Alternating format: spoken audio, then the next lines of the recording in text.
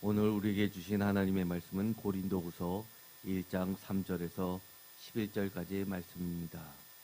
고린도후서 1장 3절에서 11절은 흔히들 이 고린도후서 전체를 하나의 통으로 봤을 때 지금까지 우리가 수요일날 했던 것처럼 쪼개서 각각 보지 않고 전체로 하나의 편지로 보았을 때 보통 서론, 서문이라고 흔히들 이야기합니다. 오늘의 제목을 다 함께 읽어보도록 하겠습니다. 고난과 큰 사망 중에서 사도 바울이 고린도후서를 쓰게 만든 열정과 찬양의 이유, 자비하신 하나님의 위로와 구원. 아멘. 오늘의 말씀을 통해서 여러분들도 큰 위로와 구원을 받게 되기를 원합니다. 고린도후서 1장 1절과 2절은 흔히들 편지의 인사말이라고 합니다. 그리고 나서 오늘 말씀처럼 1장 3절부터는 전체로 보았을 때 손바닥만한 크기가 아니라 지금 고린도후서 전체를 보았을 때 이것은 서문에 해당한다고 할 수 있습니다. 마치 요한복음 전체에서 로고스 창가 들어있는 부분이 서문인 것처럼 이 고린도후서 전체를 조망하는 아주 중요한 서문에 해당합니다. 그런데 이 서문은 무엇으로 시작할까요? 3장 고린도후서 1장 3절 다 같이 읽겠습니다. 찬송하리로다. 그는 우리 주 예수 그리스도의 하나님이시요 자비의 아버지시요 모든 위로의 하나님이시며. 아멘. 찬송하리로다. 찬송합니다. 라고 시작을 합니다. 표준세 번역은 이렇게 시작합니다. 온갖 위로를 주시는 하나님께 찬양을 드립시다. 원문은 찬양합니다부터 시작을 합니다. 이것은 아마 우리나라 말과 외국어의 어떤 어순의 차이라고도 할 수 있습니다. 사실 이 헬라어 같은 경우는 좀 독특해서 영어하고는 다르게 사실은 엄격히 말해서 기본적인 어수는 있지만 반드시 지켜지지 않습니다. 그래서 언제든지 제일 강조하는 말은 맨 앞에 두는 습성이 있습니다. 두 번째 강조는 맨 뒤에 놓습니다. 그래서 사실 이 고린도 후서 전체를 사도 바울은 어떻게 강조하고 있냐면 찬송이라고 이야기를 합니다. 오늘의 이 말씀을 읽어보면 사실 이해가 잘 안 가는 부분이 있습니다. 우리가 그동안 눈물의 편지라는 것도 읽었습니다. 그리고 화해 서신도 읽었습니다. 사실 고린도 후서는 역사적으로 재구성하기가 쉽진 않습니다. 그런데도 불구하고 다른 어떤 서신에 비해서 많은 갈등과 어려움이 존재했었던 것만은 분명합니다. 그래서 다른 어떤 곳에서는 있지 않은 이 눈물의 편지를 담고 있는 고린도후서에서의 서문이 찬송하리로다 라고 찬양으로 시작한다는 것 자체가 사실 독특합니다. 여러분들은 가장 어려웠을 때 그 어려웠던 기억을 되돌이켜 본다면 찬송부터 나옵니까? 고린도서 1장 3절에 찬송하리로다 찬양을 드립시다 라고 하면서 자기만 찬양을 드리는 것이 아니라 이 편지를 받고 있는 고린도 교회의 모든 성도가 다 함께 하나님을 찬양하자고 이야기합니다. 왜 찬양할 수밖에 없었는가에 우리는 관심을 집중할 필요가 있습니다. 왜 찬양할 수밖에 없었는가? 찬송의 이유가 이 1장 3절에서 짧은 구절이지만 세 가지로 나눠서 이야기를 합니다. 첫 번째, 우리 주 예수 그리스도의 하나님이시기 때문에 찬양 드리자고 합니다. 두 번째는 자비의 아버지이시기 때문에 찬양을 드린다고 합니다. 세 번째는 모든 위로의 하나님이시기 때문에 찬양을 드려야 한다고 이렇게 이야기합니다. 여기서 자비라고 하는 것은 오이크티르모스라는 단어를 사용하고 있습니다.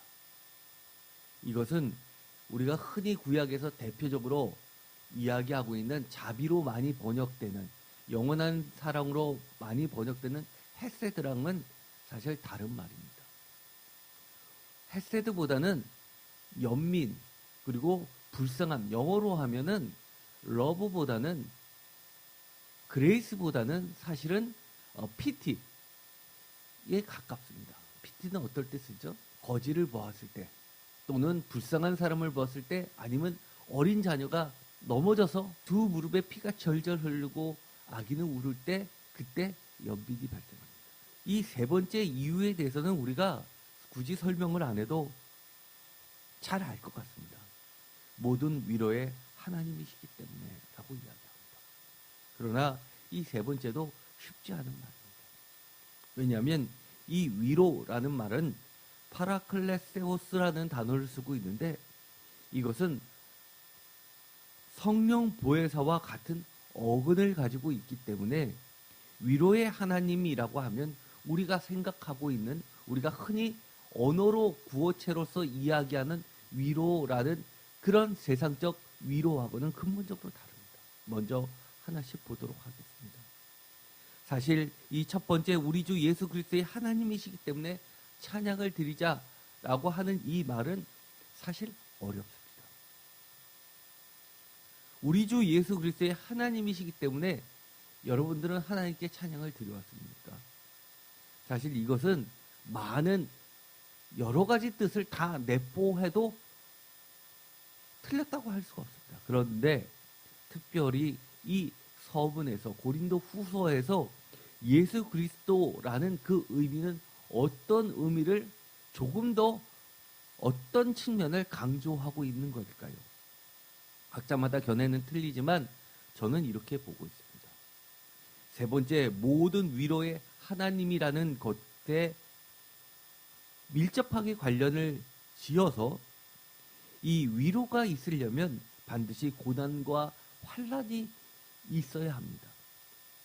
이 고난과 환난을 대표하는 것이 예수 그리스도의 십자가 사건이었고 십자가 신학이라는 것을 통해서 우리가 영광을 쫓는 신앙에서 벗어나서 예수 그리스도의 십자가에 죽기까지 순종하셨던 그 신실하신 그 믿음의 본을 동참하는 신앙으로 본다면 우리 주 예수 그리스도의 하나님이시라는 그 뜻은 아마도 많은 고난과 환난 가운데서도 그를 부활과 영광으로 높여주신 하나님이시기 때문에 찬양을 드린다라고 할 수 있습니다. 두 번째, 자비의 하나님이라는 것은 어떤 의미를 가지고 있습니다. 사실 이 자비의 아버지라는 이 말은 첫 번째, 우리 주 예수 그리스도의 하나님과 밀접히 관련을 가지고 있습니다. 주 예수 그리스도의 하나님이라고 할 때 이것은 사도 바울이 겪는 이 고난이 예수 그리스도의 십자가에 동참한 환난이라는 사실을 우리는 반드시 상정해야만 합니다. 그런데 이 사도 바울이 겪는 이 고난은 단순한 고통이라고 말하기보다는 사도 바울은 이렇게 선언하고 있습니다. 이것은 은혜요 특권이라고 이야기합니다. 뒤에서 조금 더 자세히 살펴보겠지만 저는 이 사도 바울의 고백이 정말 위대한 신앙이고 우리가 반드시 본받아야 될 중요한 신앙이라고 저는 생각합니다. 상대적으로 부유하고 쾌락의 도시 속에 둘러싸여 있었던 고린도 교회는 어떤 고난을 겪었는가를 생각해야 하지만 우리는 예수 그리스도의 이 십자가 고난과 이 고린도 교회의 관계를 보다 정확하게 이해할 수 있지만 사실 저도 주석책을 20권 이상 살펴보았지만 성서에 나와 있는 것은 거의 없다고 해도 무방할 정도입니다. 물론 고린도후서 1장 7절에는 분명하게 표현을 하고 있습니다. 고린도후서 1장 7절 다 같이 읽겠습니다. 너희를 위한 우리의 소망이 견고함은 너희가 고난에 참여하는 자가 된 것 같이 위로에도 그러할 줄을 알미라. 도대체 어떤 고난에 참여했다는 것이 될까요? 고린도 교회가 사도 바울이 지금까지 겪고 왔었던 그런 예수 그리스도의 십자가 고난에 동참했던 것처럼 고린도 교회가 그런 것들이 있었는지 저는 사실 발견하기가 어렵습니다. 다만 이 사도행전 18장에 보면 초기에는 있었습니다. 사도행전 18장 12절 갈리오가 아가야 총독되었을 때 유대인이 일제히 일어나 바울을 대적하여 법정으로 데리고 가서 말하되 이 사람이 율법을 어기면서 하나님을 경외하라고 이 사람들을 권한다 하거늘 바울이 입을 열고자 할 때 갈리오가 유대인들에게 이르되 너희 유대인들아 만일 이것이 무슨 부정한 일이나 불량한 행동이었으면 내가 너희 말을 들어주는 것이 옳거니와 만일 문제가 다 같이 읽겠습니다. 언어와 명칭과 너희 법에 관한 것이면 너희가 스스로 처리하라. 나는 이러한 일에 재판장 되기를 원하지 아니하노라 하고 16절 그들을 법정에서 쫓아내니 17절 모든 사람이 회당장 소수대네를 잡아 법정 앞에서 때리되 갈리오가 이 일을 상관하지 아니하니라. 여기서 유일하게 구체적으로 언급되어 있는데 여기서는 누가 고통을 받았냐면 회당장 소수대네가 사도 바울을 대신해서 고통을 받는 모습이 그려지고 있습니다. 그런데 이것은 가장 초창기 때의 일이고 우리가 고린도 전후서를 읽다 보면 이 고린도 교회의 구성원을 보면 사실은 유대인들로만 구성되어 있는 것이 아니라 시작은 태동은 그렇게 되어 있지만 많은 헬라인들이 들어가 있었고 많은 소위 말해서 권력층에 부유한 층에 들어있었던 사람들이 다른 교회에 비해서 월등히 많았습니다. 그런데 그런 사람들이 사도 바울처럼 오늘 본문에서 이야기한 것처럼 예를 들어서 에베소에서 겪었었던 큰 사망의 그런 사형 선고를 받을 것 같은 그리스도의 고난에 동참한 예가 고린도 교회에 있었느냐라고 할 때는 학자들은 명확하게 제시를 하지 못합니다. 왜냐하면 성경에 나와 있지 않기 때문입니다. 어쨌든 간에 이런 것들을 다 종합해서 보면 이 고린도 교회와 사도 바울이나 빌립보 교회나 데살로니가 교회처럼 예수 그리스도의 고난에 동참해야 됨을 오히려 역설적으로 강조한 것이 아닌가라고 추정할 수 있습니다. 예를 들어서 우리가 어떤 교육적 차원에서 야단을 먼저 치는 것보다는 칭찬을 해주면서 더 높은 수준으로 끌어올릴 때 그래 너희들이 이렇게 잘했지만 조금 더 해봅시다 라고 하는 그런 뜻이 아닐까라는 추정도 해보게 됩니다. 왜냐하면 이 고린도 교회와 비교되는 예를 들어서 빌립보 교회 그리고 데살로니가 교회는 명확하게 표현을 하고 있습니다. 빌립보서 1장 29절 다 같이 읽겠습니다. 그리스도를 위하여 너에게 은혜를 주신 것은 다만 그를 믿을 뿐 아니라 또한 그를 위하여 고난도 받게 하려 하심이라. 너희에게도 그와 같은 싸움이 있으니 너희가 내 안에서 본 바요 이제도 내 안에서 듣는 바니라. 아멘. 여기서 보면 빌립보 교회는 30절에 너희에게도 그와 같은 싸움이 있으니 라고 이야기하면서 표준세 번역은 이렇게 이야기합니다. 여러분은 전에 나에게서 내가 하는 것을 보았고 지금은 나에게서 듣는 것과 똑같은 싸움을 여러분도 하고 있습니다. 그래서 이 빌립보 교회는 사도 바울의 아주 특별한 관계를 끝까지 유지했던 매우 본보기의 교회였습니다. 그런데 여기서 놀라운 것이 있습니다. 저는 이 29절을 읽을 때 커다란 감동을 받았습니다. 여러분도 이렇게 신앙이 성숙되기를 바랍니다. 그리스도를 위하여 너에게 은혜를 주신 것은 다만 그를 믿을 뿐만 아니라 다 같이 읽겠습니다. 또한 그를 위하여 고난도 받게 하려 하심이라. 아멘. 우리가 인생 살 때 흔히들 이렇게 이야기하죠. 인생은 고통이라 고다. 많은 고통이 수반될 수 없는 것이 인생이지만 대부분의 고통은 무엇 때문에 발생합니까? 나 때문입니까? 나의 욕심 때문입니까? 아니면 여러 가지입니까? 아니면 그리스도 때문에. 사실 우리가 인생이 고다라고 이야기할 정도로 예수 그리스도 때문에 또는 예수 그리스도를 위해서 고통받는 사람들은 그렇게 많지 않습니다. 퍼센트로 하면 모든 시당위를 통틀어 얘기한다 해도 0.0001%도 아마 안 될 겁니다. 그런데 그것을 이렇게 이야기합니다. 은혜라고 이야기합니다. 그런데 이 원문은요, 은혜인데요.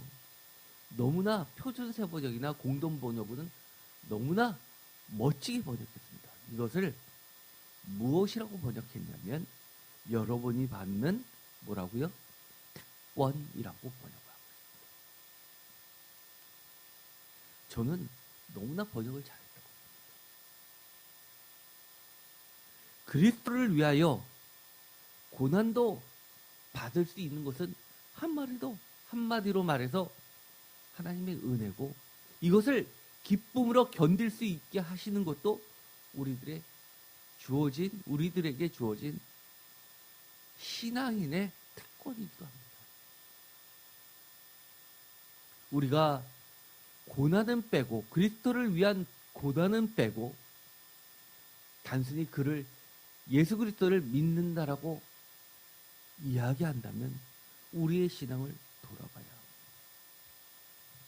데살로니가 교회는 어땠습니까? 데살로니가전서 2장 14절에 이렇게 되어 있습니다. 형제들아, 너희가 그리스도 예수 안에서 유대에 있는 하나님의 교회를 본받은 자 되었으니. 다 같이 읽겠습니다. 그들이 유대인에게 고난을 받은 것 같이 너희도 너희 동족에게서 동일한 고난을 받았느니라. 아멘. 표준세 번역은 이렇게 번역합니다. 그들이 유대 사람에게서 고난을 받은 것과 같이 여러분도 여러분의 동족에게서 똑같은 고난을 받았기 때문입니다. 우리가 인생을 살 때 무엇 때문에 삽니까? 예수 그리스도 때문에 살아야 하지 않겠습니까? 그러나 예수 그리스도 때문에 사는 사람들을 보면 말은 내가 신앙인이라고 하면서 예수 그리스도를 위한 그리스도의 고난은 도망다니는 사람입니다. 그러면서도 본인은 신앙인이라고 자부합니다. 첫 번째와 관련돼서 이 두 번째 자비 하나님이라는 것, 그리고 세 번째 위로의 하나님이라는 것, 이 위로는 제가 전에도 고린도후서를 할 때 이 본문을 언급한 적이 있었습니다. 많은 고통과 고난의 이야기와 함께 그보다도 대거 등장하는 것이 위로라고 말씀을 드렸습니다. 그런데 이 위로를 보면요, 이렇게 주석을 달아놓고 있습니다. 위로, 파라클레시스와 위로하는 파라칼레오의 개념은 이 짧은 단락에서 10번이나 나온다고 합니다. 그런데 이 위로라는 이 단어는요, 신약 성경에서 31번이 나오는데요, 바울 서신에서 25번이 나오고, 그리고 그 중에서 17번이 고린도후서에 나오는데 17번 중에서 10번이 바로 이 서문에 나옵니다. 그래서 이것을 위로의 서신이라고도 이야기합니다. 그래서 이 고린도후서 전체의 주제가 무엇이냐라고 할 때 많은 것들이 있겠지만, 사도 바울은 예수 그리스도의 고난에 동참하는 모든 성도들에게 위로를 전해주고 싶어서 이 편지를 썼다고 해도 과언은 아닙니다. 이 위로를 이야기할 때 반드시 우리가 잊어서는 안 되는 것이 바로 고난입니다. 고난은 들립시스라는 단어를 쓰고 있는데요, 이것은요, 요한복음에서는 십자가를 상징하는 말입니다. 예를 들어서 들린다라는 것이 이 고난 들립시스와 어근이 같습니다. 그래서 예수께서 노뱀이 들린 것처럼 자신도 들려야 한다라고 할 때 이것은 예수 그리스도의 십자가를 상징하고, 마찬가지로 같은 어근에 이것은 예수 그리스도의 십자가의 고통을 상징하는 중요한 단어가 됩니다. 사도 바울이 경험한 하나님은 이 고난 중에서 어떤 하나님이었을까요? 그것은 자비하신 영원한 사랑의 하나님이었습니다. 이것은 구약 성경은 여러분이 잘 알고 있듯이 히브리 성경, 히브리어 성경, 그리고 신약 성경은 헬라어 성경, 언어가 틀리죠. 그 중구 안에 있는 70인역 구약 성경은 헬라어로 번역되어 있는 것인데, 이 헤세드를 이 오이코티르모스라는 단어로 번역하지는 않습니다. 그런데 여기서 같은 자비하신으로 번역함으로써 이것은 영원한 사랑, 헤세드의 하나님을 산정하고 있다는 겁니다. 이 단어는 주로 어떨 때 쓰냐면 영어로 이야기하면 컴패션입니다. 컴은 같이, 투게더라는 뜻이죠. 패션은 무엇입니까? 열정으로도 번역되고, 패션 오브 크라이스트 할 때는 십자가의 그 고통을 상징하기도 합니다. 이것은 컴패션은 한마디로 피티입니다. Deep feeling about someone's difficulty or misfortune. 이렇게 정의를 내리고 있는데요. 다른 사람들이 겪게 되는 이 어려움이나 불행에 대해서 깊은 애도의 불쌍한 연민의 감정을 가지는 공감을 이야기할 때 쓰는 단어입니다. 그래서 이 단어는 성경에서 머시라는 헤사드와 같은 단어로도 번역이 다른 곳에도 되기도 합니다. 자비하신 하나님의 가장 대표적인 구약의 본문이 무엇일까요? 바로 출애굽기 2장에 나와 있습니다. 여러분들이 굉장히 잘 아는 본문입니다. 출애굽기 2장 23절, 여러 해 후에 애굽 왕은 죽었고 이스라엘 자손은 고된 노동으로 말미암아 탄식하며 부르짖으니 그 고된 노동으로 말미암아 부르짖는 소리가 하나님께 상달된지라. 24절 다 같이 읽겠습니다. 하나님이 그들의 고통 소리를 들으시고 하나님이 아브라함과 이삭과 야곱에게 세운 그의 언약을 기억하사 하나님이 이스라엘 자손을 돌보셨고 하나님이 그들을 기억하셨더라. 아멘. 하나님의 컴패션 네 가지로 이야기를 합니다. 고통의 소리를 들으시고, 그리고 기억하시고, 돌보시고, 그리고 생각하시는 것. 학자들은 이 구절을 뭐라고 이야기하냐면 자비하신 하나님의 파토스라고 이야기합니다. 우리가 흔히 에토스는 나중에 이 에스닉해서 이 윤리로 발전을 하게 되고, 이 파토스는요 감성으로 발전하게 됩니다. 하나님의 감성이라고 이야기합니다. 하나님의 감성이라고 번역하는데 이 감성이라는 단어로 다 담아내지 못하기 때문에 학자들은 그냥 하나님의 파토스라고 그렇게 이야기를 하는데, 이 하나님의 파토스는 연민, 자비하신 감정, 특별히 성경의 은혜를 이야기하면 들으시고 기억하시고 돌보시고 또 생각하시는 하나님의 오감 같은 것을 이야기합니다. 그래서 이 자비하신 하나님은 이 하나님의 파토스 때문에 우리 삶에 개입하시는 하나님의 연민과 동정을 이야기합니다. 어떻게 보면 신앙생활은 하나님과의 관계를 이야기합니다. 우리가 세상을 살 때 고통을 겪어도 구원을 받아도 하나님과 아무런 관계없이 사는 사람들이 있고, 예를 들어서 어려움을 당하면 자기가 갖고 있는 재능과 돈과 사회적 배경과 인맥을 동원해서 그 위기를 극복해 나가는 사람이 있고, 어떤 사람들은 온전히 하나님의 개입을 바라면서 기도하면서 말씀 보면서 하나님의 이 돌보신가 들으신가 기억하신가 생각하심으로 그 구원을 경험하는 사람들이 있습니다. 저는 그래서 신앙생활은 하나님과 관계하는 것이 신앙생활이라고 이야기합니다. 고린도후서로 다시 가봅시다. 고린도후서 1장 9절에는 이 비슷한 이야기를 사도 바울이 이렇게 이야기합니다. 자신이 에베소에서 겪었던 그 죽음의 고통을 이야기하면서 이런 말을 합니다. 다 같이 읽겠습니다. 우리는 우리 자신이 사형 선고를 받은 줄 알았으니 이는 우리로 자기를 의지하지 말고 오직 죽은 자를 다시 살리시는 하나님만 의지하게 하심이라. 아멘. 여러분들도 어려움을 당하면요, 여러분의 힘을 의지하지 마십시오. 억울한 일을 당하면 여러분의 힘으로 싸울 생각하지 마십시오. 모든 것은 우리를 의지하지 말고 오직 죽은 자를 다시 살리시는 하나님만 의지하기를 그 누구보다도 하나님이 원하고 계십니다.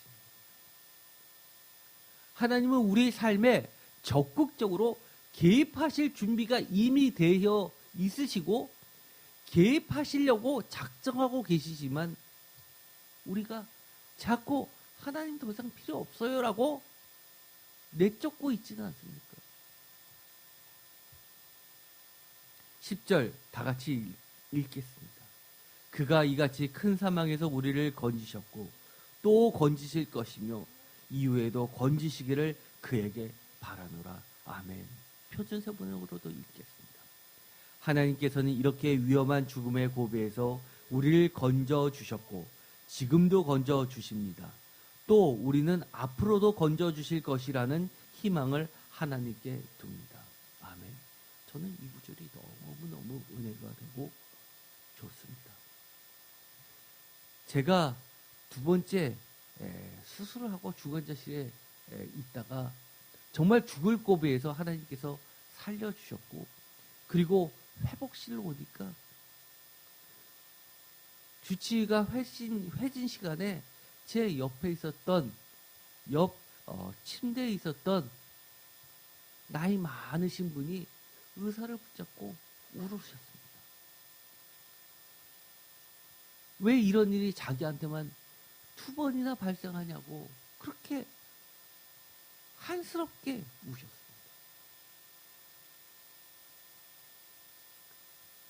정말 제가 과거에 설교할 때 이런 얘기를 한 적이 있습니다.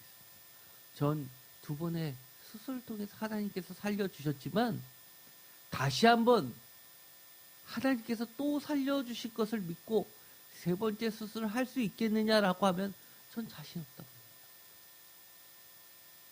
2번 다시 더 겪고 싶지 않습니다. 그럼에도 불구하고 사도 바울은 우리에게 이것을 가르쳐줍니다. 그가 이같이 큰 사망에서 우리를 건지셨고 또 건지실 것이며 이후에도 건지시기를 그에게 바라노라. 고린도후서 1장 10절의 이 말씀은 과거에도 그리고 지금도 그리고 또 앞으로도 라고 이야기하는 겁니다. 이것은 하나님의 영역과 하나님의 개입을 철저히 이야기하는 것으로서 다른 말로 바꾸면 영원히 우리를 구원해 주시겠다고 하는 말입니다. 다른 말로 이야기하면 이 영원은 영원한 현재입니다. 계속해서 변함없이 항상 언제나라는 말로도 바꿀 수 있는 겁니다. 여러분들은 그런 은혜가 있으십니까? 아니요. 이런 특권이 있으십니까? 우리가 큰 도움을 받으면 사람들은 흔히 이렇게 이야기합니다. 이것이 마지막이야. 다음에는 안 돼요. 이것은 특별한 경험이었습니다. 다시 한번 겪게 돼서 정말 부탁을 하게 되면 처음에 부탁했을 때보다 더 큰 대가를 치러야만 됐습니다. 그런데요, 사도 바울은 이렇게 이야기합니다. 이것은 사람에게 부탁하는 것이 아니라 하나님께서 우리에게 약속하신 특권이고 은혜라고 이야기를 하는 겁니다. 과거에도 우리를 구원해 주셨고 지금도 구원해 주시고 또 앞으로도 구원해 주실 것이기 때문에 우리는 언제나 그리스도를 위하여 과거에도 지금도 앞으로도 그리스도를 위하여 그리스도의 고난에 동참하면서 하나님을 찬양할 수 있다고 이야기합니다. 고난을 통해서 사도 바울이 깨달은 은혜가 있습니다. 우리가 이것은 꼭 기억해야 됩니다. 제가 정말 버릇처럼 하는 이야기죠. 고난을 똑같이 겪고도 은혜가 없다면 그건 저주입니다. 저주받은 겁니다. 9절 다 같이 읽겠습니다. 우리는 우리 자신이 사형 선고를 받은 줄 알았으니 이는 우리로 자기를 의지하지 말고 오직 죽은 자를 다시 살리시는 하나님만 의지하게 하십니다. 표준 세운 번역으로도 읽겠습니다. 우리는 이미 사형 선고를 받은 몸이라고 느꼈습니다. 그것은 우리로 하여금 우리 스스로를 신뢰하지 말고 죽은 사람을 살리시는 하나님을 신뢰하게 하려 하신 것입니다. 우리가 부활의 신앙은요, 부활주일에만 지키는 것이 아닙니다. 부활의 신앙은요, 항상 무엇과 짝을 이루냐면 십자가 신학과 짝을 이룹니다. 십자가 없이 부활이 없고요. 부활 없이 십자가 없습니다. 은혜는 믿는 성도의 특권입니다. 은혜 없이 신앙생활을 한다는 것은 거짓이요, 가짜 신앙. 우리가 내 의지만으로 신앙생활을 할 수 있습니다. 내가 주일 다 지키고요, 11조 다 내고요, 전도하고요, 또 새벽 예배 365일 다 빠지지 않고 연말에 시상 받고 그렇게 하면서도 신앙생활을 할 수 있어요. 그런데 위기가 찾아오면요, 쓰러지는 신앙이 있고요, 견디어내는 신앙이 있어요. 차이가 뭘까요? 은혜를 아는, 깨달은 성도와 그렇지 않은 신앙의 차이입니다. 어떤 사람들은요, 어려움을 당하면 기도해달라고 부탁합니다. 그런데 그 문제가 해결되면 그것으로 끝나는 경우가 많이 있습니다. 심지어 이런 이야기도 합니다. 그거 어차피 해결될 일이었어. 그게 무슨 은혜 받은 사람. 언제는 죽을 듯 말 듯 기도해달라고 그렇게 이야기하다가 문제가 해결되니까 그것은 어차피 해결될 일이었다라고 하는 것은 큰 은혜가 아니에요. 내가 능력이 있고 내가 배경이 있고 그래서 이렇게 될 수밖에 없었어, 시간의 문제였어 라고 한다면 그것은 저주입니다. 그런 사람은요, 문제가 생기면 또 기도하고 그리고 또 해결받고 문제가 해결됐냐 안 했냐에 좌지우지되는 신앙일 뿐이고 이것은 기복신앙이고 이것은 무당을 쫓아다니는 우상숭배와 다를 바 없고, 고난을 똑같이 겪었는데 어떤 사람은 하나님의 철저한 은혜를 경험하는 사람이 있어요. 어떤 사람은 그렇지 않습니다. 고난을 이겼다고 자기가 마치 신앙이 대단한 사람처럼 착각하는 사람도 있고요, 내가 그 정도의 시험은 이겨낼 능력을 습득한 것처럼 기도의 능력이, 믿음의 능력이 생긴 것처럼 착각하는 사람이 있습니다. 그래서 자기와 비슷한 어려움을 겪었던 사람들한테 내가 기도해 줄게라고 하면서 거기까지는 좋은데 마치 나는 이것을 이길 능력이 생겼기 때문에 당신을 위해서 기도해서 당신도 이겨낸다고 착각하는 사람들이 있어요.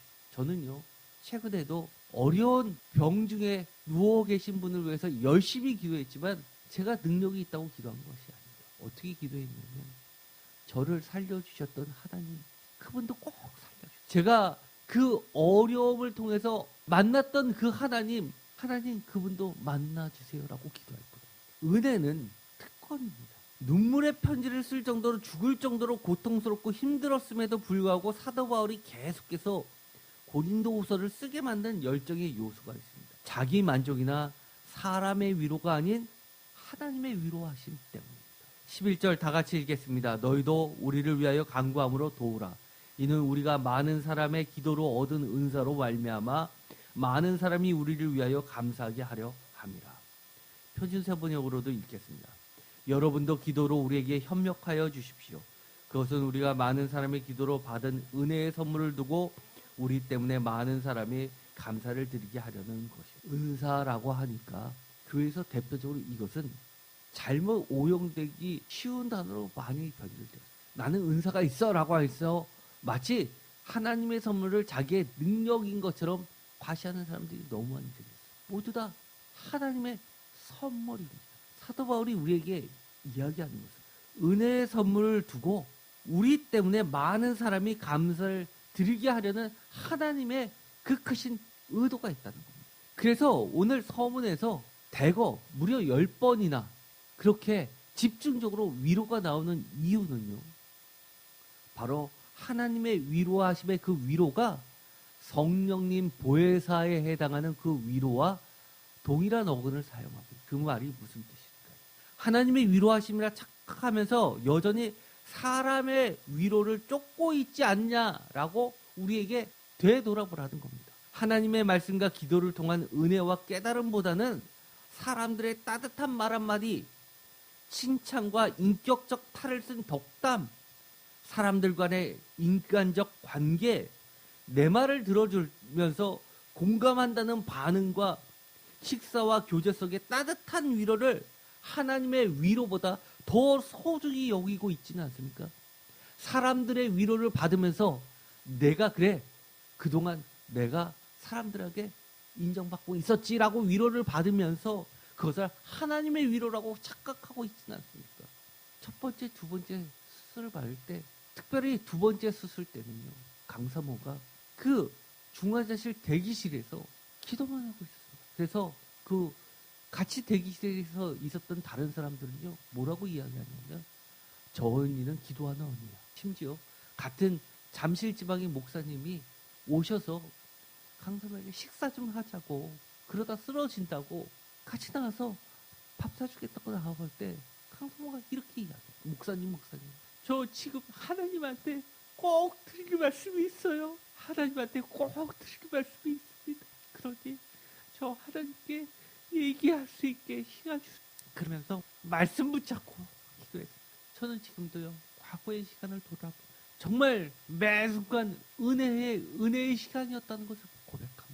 그런데요, 많은 사람들이요, 어려운 일 당하면 기도 부탁하면서 정말 숱하게 올라오는 카톡에 여러 가지 것을 보면서 위로받으시는 분들이 있잖아요. 정말 위급하면 그런 거 보죠. 하나님께 기도하고요, 말씀 듣고요, 그 말씀 따라서 기도하고 하나님의 응답을 말씀으로 또 주시면 그것을 붙잡고 기도하지 다른 거 할 시간이 없어요. 하나님의 말씀과 기도를 통한 은혜의 깨달음보다는 사람들의 따뜻한 말 한마디, 그것을 쫓아간다면 오히려 하나님과의 독대와 말씀과 기도의 위로에 방해꾼이 스스로 되고 있지는 않는지 우리는 돌아봐야만. 사도 바울의 고린도 교회를 향한 소망이 있습니다. 마지막에 11절에 너희도 우리를 위하여 간구하고 도우라라고 했던 이 부탁은 너무나 내가 힘들어서 나를 좀 도와주시오. 내가 과거에 여러분들을 얼마나 많이 도와주고 위로해주고 하지 않았습니까? 이제 갚으십시오라는 그런 뜻이 아니라 우리를 위하여 간구함으로써 우리로 말미암아 하나님의 위로를 받았을 때 여러분들도 동일한 하나님의 위로로 감사하게 하려는 하나님 안에서의 교제라고 이야기해라. 그래서 제가 이야기했죠. 성도 간에 어려움이 있을 때 적극적으로 기도하라고요. 안 그러면요, 나중에 본인도 동일한 고통을 받을 때 어떻게 하나님 앞에